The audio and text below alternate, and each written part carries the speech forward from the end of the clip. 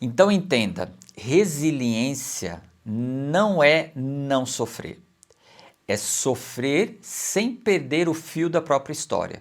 Nesse vídeo eu quero falar sobre resiliência emocional e porque ela é provavelmente a habilidade mais importante que você precisa desenvolver nessa fase da meia-idade. Porque se você está nos 40, 50 anos e sente que muita coisa está se movendo ao mesmo tempo, né? No trabalho, nos relacionamentos, na forma como você se vê, isso aqui é importante, você precisa entender o que está acontecendo com você nessa fase de vida. E o mais importante, né? O que você pode fazer com isso. Aliás, o que você deve fazer com isso. E olha, tem uma coisa que eu tenho certeza que ninguém te avisou sobre essa fase de vida. É que nessa fase de vida não é só o seu corpício que muda, não. É a forma como você se vê, a forma como você se enxerga, é a forma como você, sei lá, acorda de manhã, como você olha para a própria vida, perguntando se ainda faz sentido o que você construiu até aqui. Agora, antes de continuar, eu preciso te perguntar uma coisa. Quando você pensa na palavra resiliência, o que vem na sua cabeça? Provavelmente vem algo parecido com força, né? Aguentar o tranco, não se deixar abalar, como se você tivesse se transformado no Homem de Ferro, sei lá, ou na Mulher Maravilha.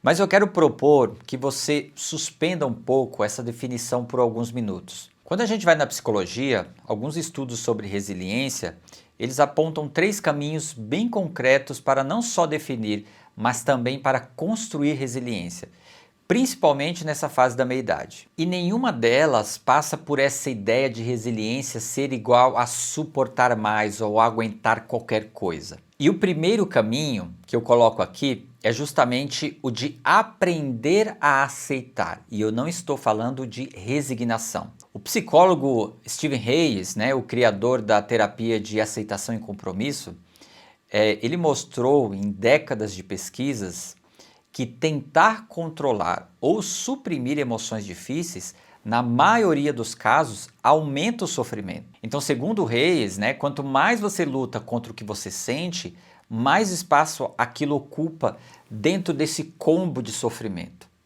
Então, o que funciona é aprender a estar com essas emoções próprias do que o sofrimento traz para você, reconhecer essas emoções, deixá-las existir sem ser completamente dominadas por ela. Mas é claro que isso se aprende. O segundo caminho é manter vínculos reais. Existem pilhas de estudos longitudinais, como o estudo do psiquiatra Robert Waldinger, né, de Harvard, que chega à mesma conclusão daquilo que a gente tem falado aqui. A qualidade dos seus relacionamentos é o preditor mais consistente de saúde e bem-estar ao longo da sua vida. E principalmente nessa fase da meia-idade. Não é o número de amigos, não é o sucesso profissional, é a profundidade das conexões que você tem com outras pessoas. E na meia-idade, quando essas redes sociais, não é? E eu estou falando redes sociais aqui, não é o Instagram, não é o Facebook, nem nada disso, não é? São essas pessoas que você cria vínculo, é a rede de pessoas que você cria vínculo.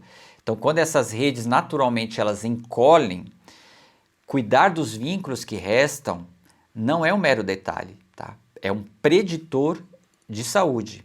O terceiro caminho é encontrar sentido nas mudanças, mesmo naquelas que você não escolheu. E aqui a gente precisa trazer Viktor Frankl, né, o psiquiatra austríaco que sobreviveu aí ao terror, né, dos campos de concentração.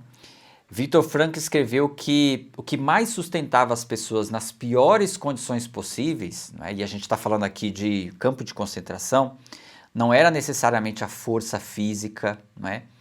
Mas a capacidade que aquelas pessoas tinham de atribuir algum sentido ao que elas estavam vivendo, mesmo dentro do sofrimento. Então, na meia-idade, isso pode começar com uma pergunta simples, não é?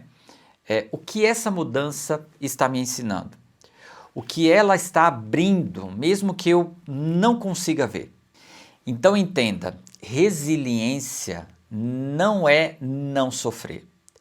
É sofrer sem perder o fio da própria história. Então, se você está assistindo esse vídeo, você está num momento difícil da sua vida, num momento em que a sua identidade, os seus relacionamentos, a sua visão de futuro está assim sendo reorganizado, não é?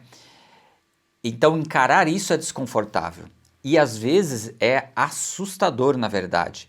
É angustiante, mas também é uma das poucas vezes na vida adulta